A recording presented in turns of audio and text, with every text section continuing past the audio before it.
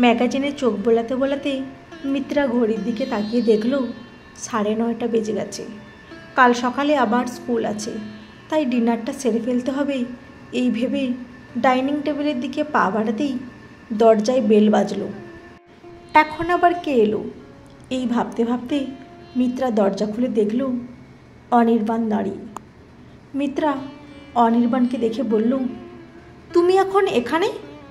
আজ তোমার marriage অ্যানিভার্সারির party চলছে না? অনির্বাণ ব্যস্ত হয়ে বলল, ঘরে ঢুকতে দেবে না নাকি? মিত্রা দরজা ছেড়ে সরে দাঁড়াতে অনির্বাণ ঘরে ঢুকে সোফায় বসল। মিত্রা বলল, তোমার ব্যাপারটা কি বলবে একটু? অনির্বাণ মিত্রার দিকে তাকিয়ে মুচকি হেসে বলল, তোমাকে একটু দেখতে ইচ্ছে করছিল, তাই চলে এলাম। মিত্রা রেগে গিয়ে বলল, আচ্ছা পাগল লোক তো, একদিন না দেখলে কী বা এমন হবে? এখন যাও তুমি, উর্মি যদি জানতে পারে কি হবে ভাবতে পারছো? অনির্বাণ মিত্রার চোখের দিকে তাকিয়ে বলল, তাড়িয়ে দিচ্ছ তো? মিত্রা অনির্বাণের হাত দুটো ধরে বলল, প্লিজ অনি, ছেলে মানুষে করো না। অনির্বাণ মিত্রার কপালে আদর করে চলে গেল। অনির্বাণ চলে যাওয়ার পর অনেকক্ষণ দরজার কাছে দাঁড়িয়েছিল মিত্রা, আর ভাবছিল, এত ভালোবাসে মানুষটা আমায়, আজকের দিনেও ছুটে চলে এসেছে একটু দেখবে বলে। মাঝে মাঝে উর্মির ওপর খুব হিংসে হয় মিত্রার। মিত্রার মনে হয়, ইস, আমি যদি আজ উর্মির জায়গায় থাকতাম তাহলে অনেকে সর্বক্ষণের জন্য নিজের কাছে পেতাম। মিত্রার সাথে অনির্বাণের বাসে আলাপ। গাড়ি খারাপ হয়ে যাওয়ার তাড়াহুড়োর চোটে বাসে উঠে অনির্বাণ ভুল করে লেডিস সিটে বসে পড়েছিল। তখন বাসের কিছু মহিলা তেড়ে আসায় মিত্রা বলেছিল, আপনারা অযথাই উত্তেজিত হচ্ছেন, উনি কাজটা না বুঝেই করেছেন। সেদিন অনির্বাণ মিত্রাকে বলেছিল, ভাগ্যিস আপনি ছিলেন। সেই থেকে আলাপ এবং অনির্বাণের অফিস আর মিত্রার স্কুল পাশাপাশি হওয়ার সুবাদে দেখা ঘনিষ্ঠতা হতে বেশি সময় লাগেনি। আর হ্যাঁ, অনির্বাণ কিন্তু সেই সময় একজন বিবাহিত পুরুষই ছিলেন। মিত্রা সব জেনেও অনির্বাণকে ভালোবাসবে কিনা একথা কখনো মনেও আনেনি। আর মিত্রাকে দেখে অনির্বাণের মনে হয়েছিল মিত্রাকেই তোর ভালোবাসার কথা ছিল। তাহলে উর্মি? অনির্বাণ নিজের মনকে বারবার জিজ্ঞাসা করেও এর কোনো সদুত্তর পায়নি। তাহলে কি দুজনকে একসাথে ভালোবাসা যায়? কথাটা আজকাল বড্ড অনির্বাণকে ভাবায়। অবিবাহিতা মেয়ে বিবাহিত পুরুষকে ভালোবাসে জেনে মিত্রার বাড়ির থেকেও আজকাল খুব ফোন আসে। মিত্রার মা মাঝে মাঝে ফোন করে বলে, কেন নিজের জীবনটাকে নষ্ট করছিস? কিছুই তো পাবি না, শুধু কষ্ট ছাড়া। মিত্রা কিছুতেই মাকে বোঝাতে পারে না এত হিসেব করে কাউকে ভালোবাসা যায় নাকি। মিত্রা জানে দিনের শেষে অনির্বাণ শুধুমাত্র উর্মির, কোনো কিছু দাবিও করেনি কোনো দিনও। কত রাত নীরবে চোখের জল ফেলেছে, কিন্তু পরের দিন অনির্বাণকে দেখা মাত্রই সব রাগ অভিমান ধুয়ে মুছে গেছে। ঘরের আলো নিভিয়ে ঘুমানোর চেষ্টায় বালিশে মাথা রাখল মিত্রা। অনির্বাণ বাড়িতে ঢুকতেই অতিথিরা বলল, আরে কি হলো, হঠাৎ করে কোথায় গায়েব হয়ে গেল ভাই? অনির্বাণ কিছু বলার আগেই উর্মি বলল, আর বলবেন না, সারাদিন শুধু কাজ আর কাজ। নিশ্চয়ই কোনো কল চলে এসেছিল, তাই তো অনির্বাণ? উর্মিকে আজ মিথ্যে বলতে পারল না অনির্বাণ, তাই হেসে এড়িয়ে গেল। উর্মি অপূর্ব সুন্দরী, রাস্তায় বেরোলে সবাই ওর দিকে বার দুয়েক তো তাকাবেই, এতটাই রূপের জৌলস উর্মির। সেই তুলনায় মিত্রা অতি সাধারণ। অপরূপা না হলেও মিত্রার চেহারায় ব্যক্তিত্ব এবং বুদ্ধিমত্তার ছাপ স্পষ্ট। আজ উর্মিকে হীরের আংটি গিফট করেছে অনির্বাণ। পার্টি শেষ হয়ে গেলে খাটে বসে হাতের আংটিটা দেখছিল উর্মি। অনির্বাণ ঘরে ঢুকে বলল, এখনও আংটি দেখা চলছে? উর্মি বলল, 5 বছর হয়ে গেল, মনেই হয় না, তাই না? অনির্বাণ বলল, ঠিকই বলেছ, সময় কোথা দিয়ে চলে যায় বোঝাই যায় না। অনির্বাণ বিছানায় শুয়ে বলল, কাল সকালে আবার একটা মিটিং আছে। উর্মি বলল, তাই নাকি? তাহলে তুমি শুয়ে পড়ো, যাও। অনির্বাণ শুতে যাওয়ার সময় উর্মি অনির্বাণের হাতটা টেনে অনির্বাণকে নিজের কাছে টেনে বলল, ভালোবাসো তো আমায়?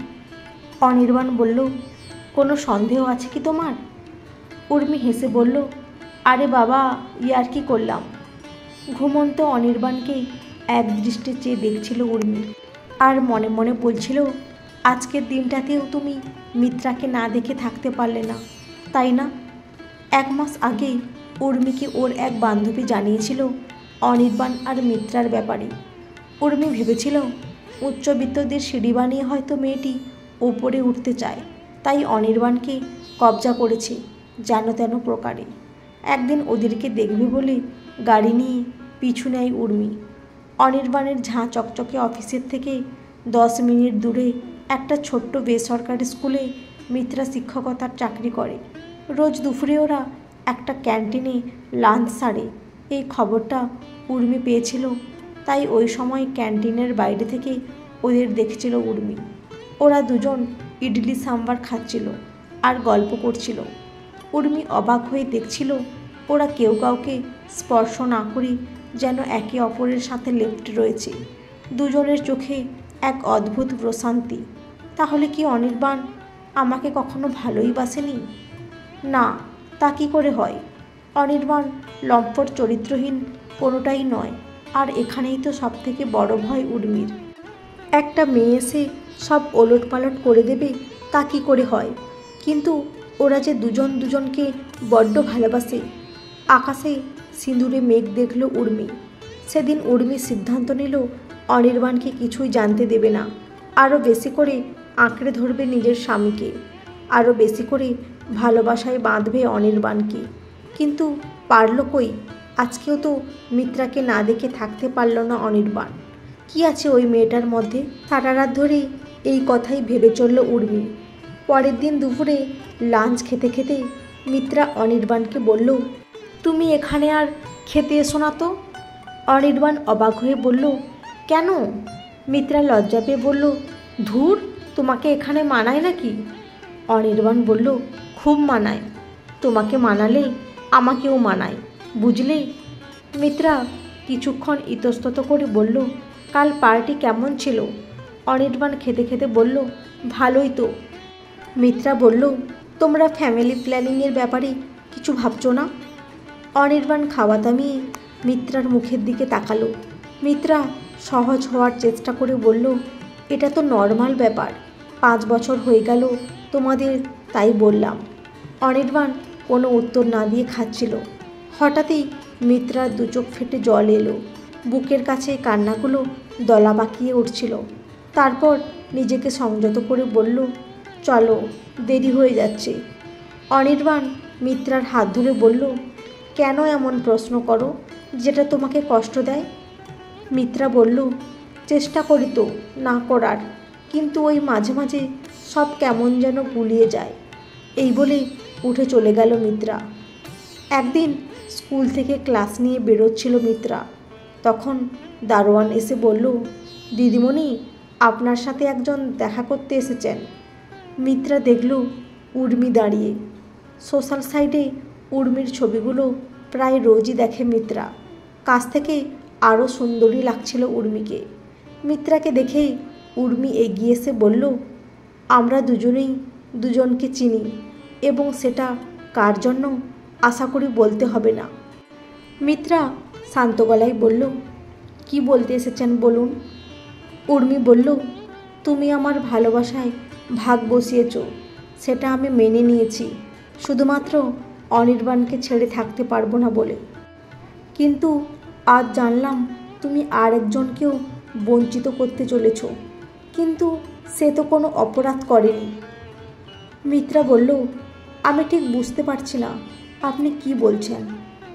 উর্মি বলল, আমি মা হতে চলেছি এবং আমি চাই আমার সন্তান একটি সুস্থ শৈশবের অধিকারী হোক।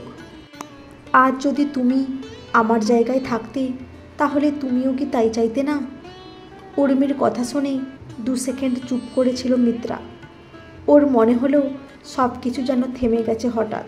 তারপর ধীরে ধীরে মিত্রা উর্মির দিকে এগিয়ে গিয়ে উর্মির হাত দুটো ধরে বলল, ঠিক বলেছ ভাই, আমি তো ভাগ বসালাম তোমার ভালোবাসায়, কিন্তু কি করব বলো, ভাগের ভালোবাসা হলেও বড্ড ভালোবাসি যে, তাই তো ছাড়তে কষ্ট হয়। এই বলে দৌড়ে চলে গেল মিত্রা। রাতে একসাথে ডিনার করছিল অনির্বাণ আর উর্মি। উর্মি খেতে খেতে বলল, এত ভালো খবর শুনে কিছু বলছো না যে? অনির্বাণ হেসে বলল, বলবো বলবো, এত তাড়া দিলে হবে? আগে নামটা ঠিক করতে হবে তো। উর্মি বলল, ঠিক বলেছ। হঠাৎ করে অনির্বাণের কাছে একটা ফোন এলো। ফোনটা পেয়ে অনির্বাণের মুখটা মুহূর্তের মধ্যে ফ্যাকাশে হয়ে গেল। উর্মি দৌড়ে এসে বলল, কি হলো তোমার? অনির্বাণ বলল, আমার এক চেনা পরিচিতের একটা অ্যাক্সিডেন্ট হয়েছে, আমায় এক্ষুনি হসপিটালে যেতে হবে। হসপিটালে পৌঁছতেই ডাক্তার রোহিত বোস বললেন, আপনার নম্বরটা ওনার ফোনে থাকায় আপনাকে ফোন করলাম। মাথায় চোট লাগায় একটা ছোট্ট সার্জারি করতে হয়েছে। অনির্বাণ ছুটে কেবিনে ঢুকে দেখল মিত্রা শুয়ে আছে। অনির্বাণ মিত্রার হাত দুটো ধরে বলল, খুব ব্যথা পেয়েছো তাই না? এই তো আমি এসে গেছি, আর চিন্তা নেই। মিত্রা চোখ খুলে অনির্বাণকে দেখে চাপা গলায় বলল, প্লিজ আপনি আমার বাড়িতে একটা খবর দিন। অনির্বাণ বলল, আপনি কাকে বলছো? আমি তোমার অনি। মিত্রা বলল, মাফ করবেন, আমি আপনাকে চিনতে পারছি না। আপনি প্লিজ আমার বাড়িতে একটি খবর দেওয়ার ব্যবস্থা করুন। অনির্বাণ দৌড়ে গিয়ে ডাক্তারকে বলল, ও আমাকে চিনতে পারছে না কেন? ডাক্তার বলল, মাথায় আঘাত লাগায় কিছু সময়ের স্মৃতি হারিয়েছেন উনি, তাই উনি আপনাকে চিনতে পারছেন না। অনির্বাণ বলল, কবে ঠিক হবে? ডাক্তার বলল, এগুলো সময় সাপেক্ষ ব্যাপার, নির্দিষ্ট করে এক্ষুনি বলা সম্ভব নয়। অনির্বাণ পাগলের মতো আবার মিত্রার কাছে গিয়ে বসল। আমাকে চিনতে পারছো না মিত্রা? একটু চেষ্টা করো প্লিজ। মিত্রা বিরক্তি হয়ে বলল, কেন বারবার আসছেন বলুন তো আপনি? প্লিজ আমায় ঘুমোতে দিন। অনির্বাণ চলে গেল। ডাক্তার রোহিত মিত্রার কেবিনে ঢুকে বলল, তুই স্কুলের বন্ধু বলেই তোর জন্য এই মিথ্যাটা বলতে বাধ্য হলাম। কেন করলি এইসব? মিত্রা বেড থেকে উঠে বলল, তুই বুঝবি না, একটা ছোট্ট প্রাণকে কথা দিয়েছি যে আজ। রোহিত বলল, ছেড়ে থাকতে পারবি অনির্বাণকে? মিত্রা হেসে বলল, আজ রাতেই আমি কলকাতা ছেড়ে চলে যাচ্ছি। কাল থেকে অনি আমাকে কোথাও খুঁজে পাবে না। এখানে থাকলে অনির কাছে ধরা পড়ে যেতাম, তাই তো ওকে দূরে ঠেলে দিলাম, নয়তো যেতে দেবে না আমায়। অনেক রাতে অনির্বাণ বাড়ি ফিরল। ওকে খুব অসহায় এবং বিধ্বস্ত দেখাচ্ছিল। উর্মি ছুটে এসে বলল, কি হয়েছে তোমার? অনির্বাণের দুচোখ দিয়ে জল পড়ছিল। অনির্বাণ উর্মিকে জড়িয়ে ধরে বলল, তুমি আমায় ভুলে যাবে না তো কখনো? উর্মি বলল, কী সব বলছো বলো তো, আমি কখনো ভুলতে পারি তোমায়? অনির্বাণকে ছুঁয়ে কেন জানি না উর্মির মনে হলো ওদের মাঝখানের দেওয়ালটা আর নেই। ঠিক আগের মতো প্রবল আবেগে অনির্বাণকে জড়িয়ে ধরল উর্মি।